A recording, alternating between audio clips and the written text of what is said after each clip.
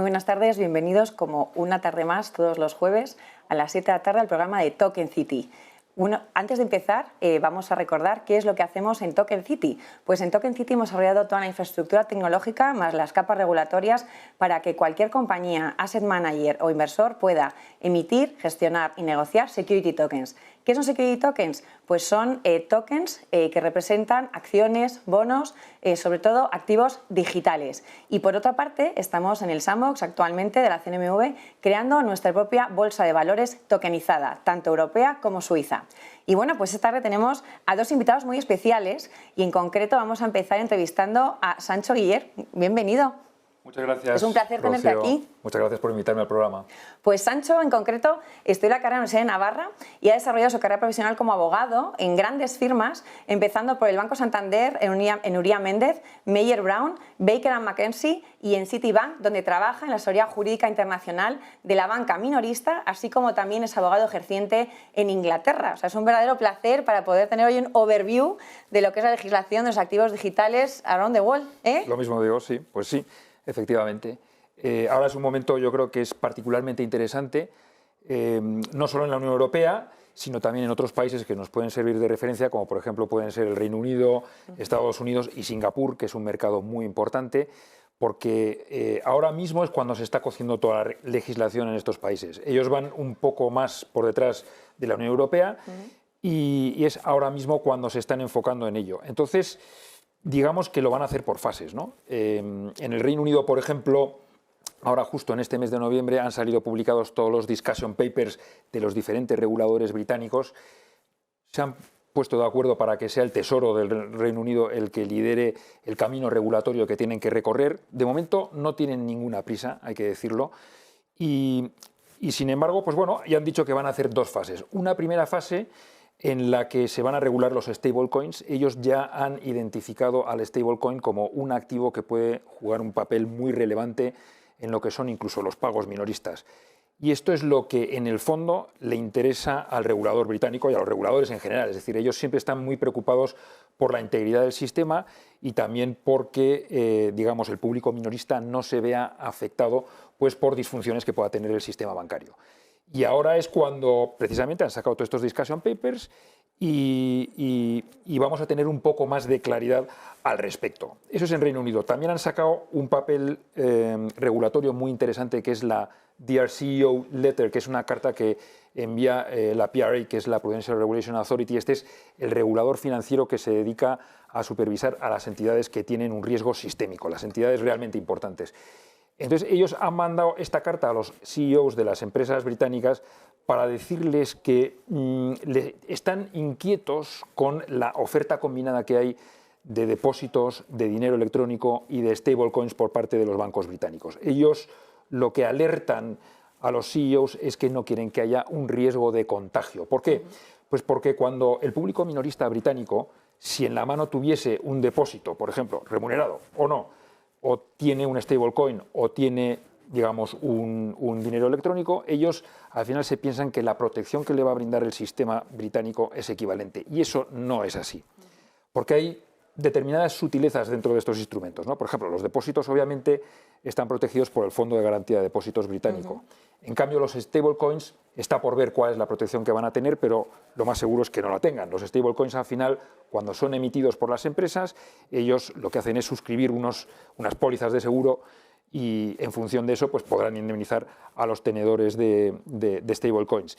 Y el dinero electrónico, evidentemente, no está protegido por el Fondo de Garantía de Depósitos. Entonces ellos al final lo que quieren es que si los bancos deciden hacer esta oferta, que por un lado estén los depósitos y por otro lado estén los stablecoins y el dinero electrónico. Ellos lo que quieren hacer es segregar los depósitos para que pues al final no haya un riesgo de contagio del sistema en caso de que haya alguna disfunción en las nuevas tecnologías y demás. Todo esto, claro, tiene como mar de fondo todo lo que pasó con FTX en Estados Unidos, el Silicon Valley Bank, etc. El regulador británico es un regulador que es muy prudente y va con pies de plomo y prefiere hacerlo así, pasito a pasito, es decir, con sus discussion papers, tomar la temperatura del mercado, ver cuáles son los comentarios que tienen pues, los bancos y la gente en general y a partir de ahí pues, irán decidiendo, ¿no? Eso en cuanto al Reino Unido. En Estados Unidos la situación, digamos que es un poco caótica en un principio. Evidentemente está el mar de fondo de FTX y de Silicon Valley Bank, pero es que además en Estados Unidos no hay una ley federal que regule los criptoactivos, como tampoco hay una ley federal que regule la protección de datos, ¿no? A diferencia de la Unión Europea. Entonces, Estados Unidos es un entorno complicado, es un potpourri de estados y de reguladores. Ahora mismo no se sabe cuál es el regulador que va a llevar la voz cantante. Es decir, en un principio estaba la SEC, Securities Exchange Commission, que es el equivalente a la CNMV. Sin embargo, con el escándalo de la plataforma FTX, se dice que la SEC se quedó dormida al volante, y eso es muy grave, ha quedado en entredicho absolutamente, totalmente desautorizada, hasta tal punto de que, bueno, sacó un borrador de regulación de la custodia de criptoactivos y, sin embargo, los políticos la han parado en seco y han dicho, pues mira, vamos a esperar a ver quién es el regulador que se va a encargar de llevar la voz cantante en cuanto a la regulación de los criptoactivos, porque ellos están muy sensibilizados con los criptoactivos. El Congreso americano ahora quiere sacar una ley federal que tiene que ser aprobada en el Congreso, y ellos son los que van a decidir cuál va a ser la agencia regulatoria en Estados Unidos que se va a encargar de regular los criptoactivos. Entonces, de momento, el panorama en Estados Unidos, digamos que es complicado. Sin embargo, ellos ya tienen un marco normativo que ha demostrado ser suficiente para sacar adelante unos proyectos muy interesantes que está acometiendo la banca, de la mano del regulador estadounidense. En este caso hay un proyecto muy interesante que son los pasivos regulados, la red de pasivos regulados, en donde, pues bueno, se ponen de común acuerdo el Banco Central, en este caso es la Fed de Nueva York, diferentes entidades bancarias y luego entidades que son de distinta índole, como por ejemplo Mastercard o Swift, etc. Entonces están sacando adelante unos proyectos que son interesantísimos y que están, bueno, sujetos a un escrutinio de todo tipo, te podrás imaginar, todo tipo de asesores por todos lados, y al final hay, a mí lo que me interesa como abogado, un dictamen interesantísimo de un despacho de primera fila de Nueva York, Sullivan & Cromwell, que analiza de cabo a rabo cuál es esta estructura que han montado en esta red de pasivos regulados, y es absolutamente interesante, ¿no? Llegan a unas conclusiones muy favorables para la tokenización de depósitos, porque se ha llegado a decir que la naturaleza de los depósitos, la naturaleza jurídica, no se ve alterada en modo alguno por la influencia de la tecnología, de la tokenización. Es decir, el depósito permanece tal cual, el depósito está sujeto a la protección del Fondo de Garantía de Depósitos americano, y luego además pues viene a decir que esa infraestructura de mercado que se ha montado, evidentemente es un programa piloto, es un proof of concept, y esto quiere decir que los tokens que entraban en juego eran tokens absolutamente simulados, eran depósitos absolutamente simulados. La Fed ahí, por ejemplo, solo intervino en el apartado de la tokenización de la CBDC del dólar americano, todo simulado, y los bancos pues hicieron sus propios tokens. Al final, ¿qué es lo que se persigue con esta red de pasivos regulados? Que a mí me parece un proyecto verdaderamente interesante. Lo que se persigue es crear una plataforma que al final consiga que haya pagos transfronterizos instantáneos. Es decir, los pagos instantáneos, a alguien le puede chocar, es decir, ahora que estamos en la época de Bizum, de los pagos vía Target, los pagos en euros en el eurosistema, etc. Los pagos instantáneos son una realidad en una parte del mundo, pero claro, imagínate que, no sé, un señor de Murcia, por ejemplo, decide contratar unos tractores que se los vende un surcoreano. Al final todo eso es una transacción realmente complicada. Entonces hay un entramado de actores que entran en juego, y precisamente con una red de pasivos regulados lo que se hace es, a través de la tokenización, se utiliza el entramado y la tecnología de blockchain o de registro distribuido, y eso lo que consigue es que haya pagos transfronterizos instantáneos. Es decir, el señor de Murcia le diría a su banco participante en la red que emita un token, un depósito tokenizado, porque él tiene fondos en ese banco se pondría en contacto con el banco del que le está vendiendo los tractores, que sería el surcoreano, y entonces al final harían una liquidación automática en tiempo real, pero además una liquidación programada, que esto es interesantísimo. Por ejemplo, se conseguiría la liquidación atómica, es decir, habría una liquidación entrega contra pago, que es lo mismo que pasa con la negociación de los instrumentos financieros, ¿no? Entrega contra pago.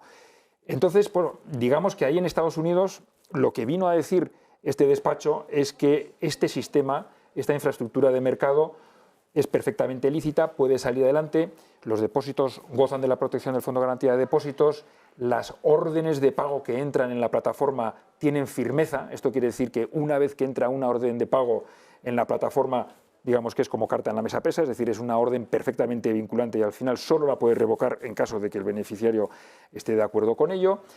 Luego también se hizo un entramado de, digamos, normas estatutarias, reglas operativas, etcétera, que también han decidido que es perfectamente admisible conforme al derecho de Nueva York, al Código de Comercio neoyorquino y demás. Entonces, es un proyecto que es muy interesante y ellos dicen, al final, como corolario de todo ello, que a pesar de que el marco jurídico norteamericano está aún por desarrollar, sin embargo, con los mimbres que ellos tienen, estas plataformas de mercado pueden salir adelante. Evidentemente, dan visto bueno al lanzamiento, pero este lanzamiento obviamente está sujeto a un diálogo con el regulador, es decir, al final lo tiene que aprobar el regulador. Hay mucha gente que está participando en este proyecto y es un proyecto que puede ser importante, ¿no?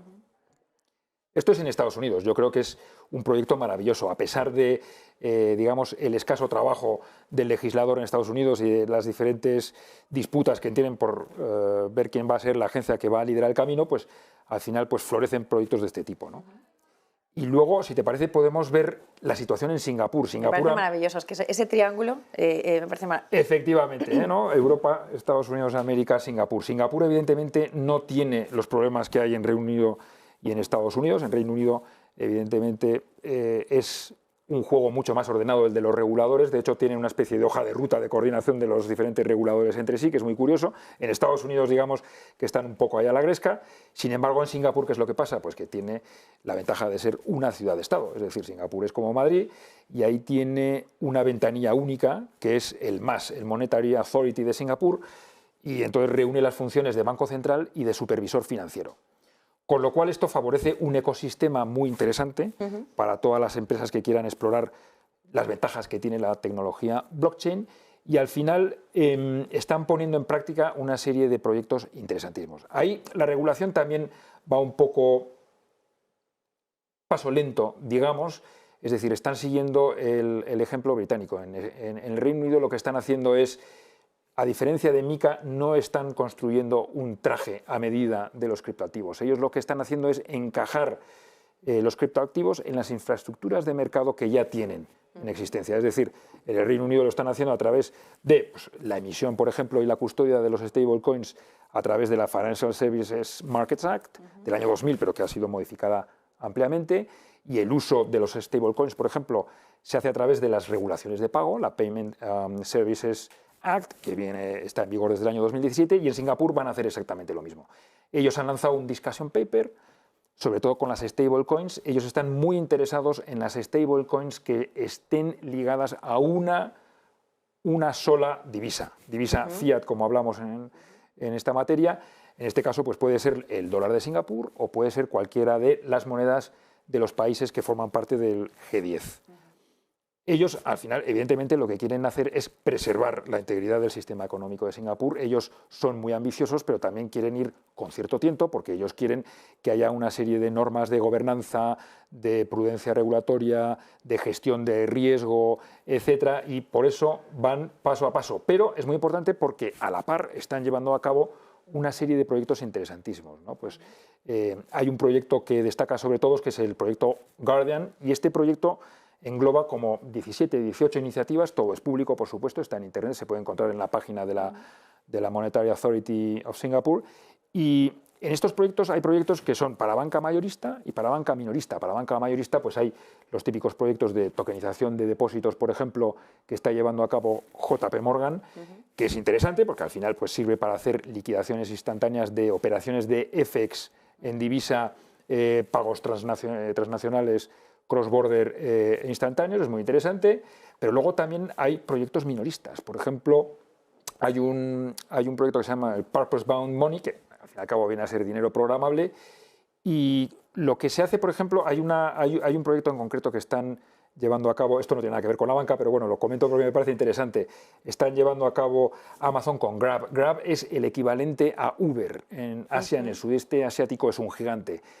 Y es un proyecto en el cual va a servir para hacer compras online, compras de comercio electrónico, y al final lo que se consigue es la liquidación atómica que ya me he referido antes, es decir, se va a hacer una entrega contra pago. Es decir, tú cuando te compres en Amazon, puede ser Alibaba, puede ser lo que sea, cuando te compres un artículo, digamos, ya pues bueno, de cierta magnitud, por ejemplo, una Zodiac, pues si te compras una Zodiac en Amazon o en Alibaba, una Zodiac en la que te vas a gastar $10.000, pues entonces tú al final, claro, en vez de comprar a ciegas a un fabricante chino, pues al final tú querrás verlo. Entonces, gracias a este tipo de sistemas, al final el dinero programable que circula sustentada por la tecnología de blockchain, pues al final tú lo que consigues es que haya una entrega contra pago. Entonces, cuando se reciba la Zodiac, por ejemplo, aquí en Vigo, tú recibes la Zodiac, ves que está en perfectas condiciones y lo sueltas directamente el dinero a través del dinero programable. ¿Qué pasa? Que te has evitado un montón de trámites, te has evitado un montón de disgustos, te has evitado lo típico que acontece en el comercio internacional, que es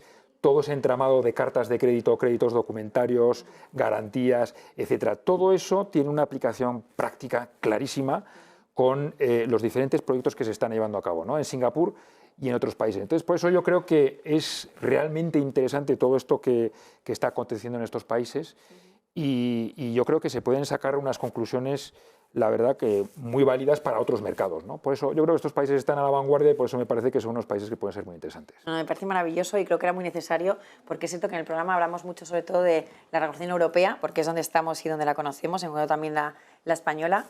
Justo el programa anterior estuvo bueno, un abogado maravilloso también, El Salvador, hablando sobre la legislación en concreto de El Salvador. Y también, bueno, desde Alemania, otro abogado hace 2 semanas explicándonos un poquito todo eso. Y ahora justo nos hemos quedado sin tiempo, Sancho, por lo tanto vas a tener que venir otro día para explicarnos qué está haciendo exactamente Citi en todo esto, porque creo que también tenéis que decirnos mucho sobre la nueva, ¿no? El nuevo ejemplo que habéis lanzado, proyectos sobre la tokenización de depósitos, ¿no? Que creo que ahí adelantabais a JP Morgan, era la noticia, por la derecha, ¿no? Sí, bueno, vamos a ver. Citi ha participado en este proyecto al que me he referido de la red de pasivos regulados. Está participando con otros bancos, ¿no? Con HSBC, Wells Fargo, Bank of New York Mellon, etcétera, ¿no? Está participando en ello. También está en fase piloto una tokenización de depósitos que se llama Citi Token for Cash, que es para que los tesoreros, clientes de Citi, gestionen su tesorería en modo 24/7, sin fricciones, de fines de semana, festivos, etcétera, horarios de corte, etcétera. Y luego tienes el Citi Token for Trade, que es precisamente para eso, para evitar todo este entramado de los créditos documentarios, las garantías y demás propias del comercio internacional. Al final tú lo que haces es lo tokenizas y al ir a través de la tecnología de registro distribuido, pues consigues lo que normalmente te llevaría pues igual una semana, pues lo consigues en un día o si no horas, ¿no? Entonces esos son los proyectos que están en fase de piloto Citi. JP Morgan, sin embargo, tiene, yo no sé si tengo tiempo para contar esto, pero... Tenemos como un minuto, porque tenemos que dar paso a Ismael. JP Morgan, sin embargo, sí que tiene tiene un proyecto, ya no es proyecto, ya está en producción, que es el JPM Coin, que habrás oído hablar quizá. Entonces, esto es un depósito, pero no es un depósito tokenizado. Esto es un depósito que tiene reflejo contable en blockchain. Y esto ya está en producción, sirve para hacer pagos transfronterizos, pagos instantáneos con los clientes de JP Morgan. Y aquí sí que, digamos, que nos llevan a la delantera. Es decir, yo creo que el mundo de la banca en general está espabilando. Yo creo que se han dado cuenta que aquí puede haber una oportunidad de mercado y que se puede mejorar evidentemente y transformar el sistema financiero, ¿no? Y yo creo que es realmente interesante. Pero bueno, lo dejamos para otro día. Bueno, pues me quedo con ese titular. La banca se ha dado cuenta que hay una gran oportunidad a la hora de desarrollar esta tecnología, implementarla para crear muchísimas eficiencias, así como oportunidades de negocio, etcétera, etcétera. Muchísimas gracias.